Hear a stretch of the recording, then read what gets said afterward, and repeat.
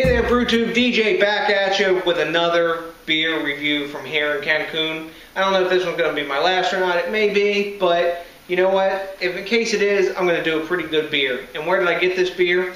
I got it from my son for my birthday, and he talked his grandfather into, or Tito in Spanish, to go out to the beer store with me and pick me out a nice craft beer. I haven't had any real hops the whole time I've been down here. A couple weeks down in Mexico. I'm really hop starved at this point. And what do we got tonight? We've got Calavera American Pale Ale. Calavera is out of Mexico City, and as you may have seen, Johnny and I, we reviewed their Mexican Imperial Stout. And this American Pale Ale is on 5.4% alcohol by volume. It's got some kind of code up here on the top. We don't like those kind of codes, do we, guys? Because they're kind of inconspicuous about what the date is. However, I asked the guy at the beer store, and he said this one was really fresh, and it was only produced a month ago. So for American Pale Ales, that should be pretty good. On the back of the bottle here, what they do have, though, is a lot of information about the beer.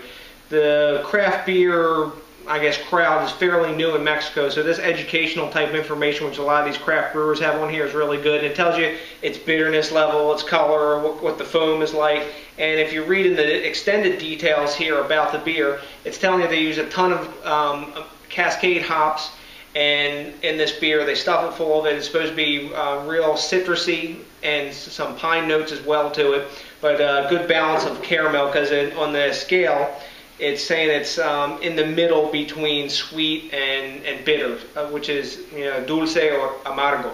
So I expect this to be a balanced sort of maybe like East Coast or Midwest kind of pale ale, but I don't know.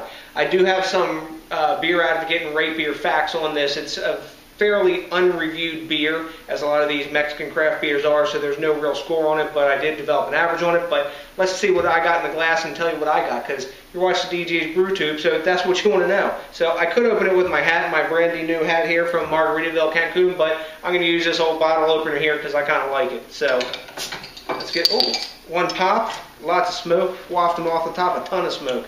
Let's see. Smells pretty nice. Let's get this one in the glass. Ooh, a ton of head on this one. I'm going to pour this one slow. I'm not even aggressively pouring this one. I wonder if this is bottle condition. It doesn't say, but wow. Mega head on the top of this beer. This is the first sort of, I guess, hoppy craft beer that I've had, or real Mexican craft beer. Down here, most of the beers are to that sweet side, and they're that macro lager, corny sweetness. And it gets kind of boring after a while, actually. On a hot day, you know what? Okay, yeah, you're bored, but you don't care because you want to slam some beer down. But let's see what we got on here color-wise. It's a little bit cloudy. It's not all chill haze on here, so it's got some hop haze in this. It's sort of a deeper amber color, more to the yellow side. You got a khaki head, a rocky khaki head at that, of tight bubbles. And as it settled down here, we got a solid 2-finger head on this beer. And let's see what kind of nose we get on it. Man, that's nice. A lot of grapefruit in this. So we're talking from the Cascade. A little bit of orange. Some mango. And sweet malt. Man, I tell you what, guys. You know, here in craft beer world, in the United States, we're spoiled. We've got hoppy beers around all the time. And if you're a hop head like I am, we're spoiled. Man, when you're away from hops for a long time and you finally get some and you smell it, man, I tell you what, I'm a happy guy right now. Let's see what this tastes like.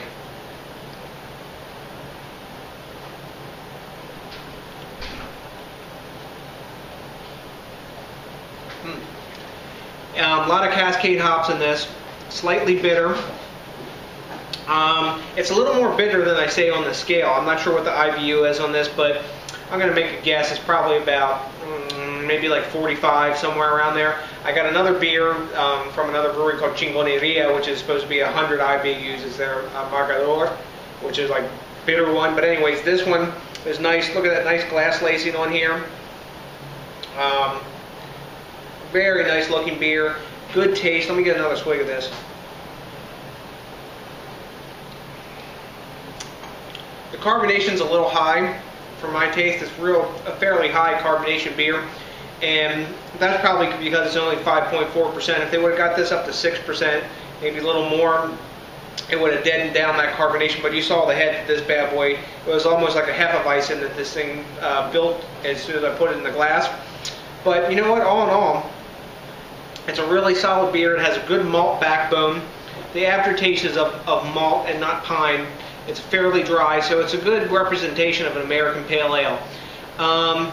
Let's see. Rate Beer, what do they give this? Rate Beer, they had it like an 80. And Beer Advocate, the average was around like 85, I think, was the total score on that one. Myself, I think I'm going to give this one a solid B. It could use a little more hops. It's a really good beer, don't get me wrong. Really good beer, real solid. There's two things that put this down to the B. They don't have a legible date on the bottle, though this one was fresh, I got lucky. And it's a little too much carbonation for me. Other people might be like, yeah, I really like that carbonation, but all in all, for what it is, it's probably one of the finest beers I've had down here, no doubt. You know what?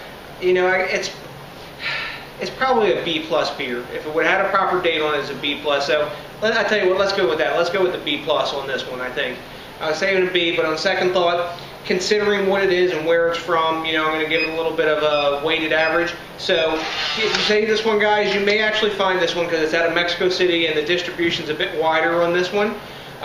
So maybe if you're in California, Texas, one of those states, you may find this beer. But all in all, it's really solid. It's the Calavera American Pale Ale. Give it a try, and as always, remember, think globally, drink locally, let's support the craft beer movement, and that's a peace out.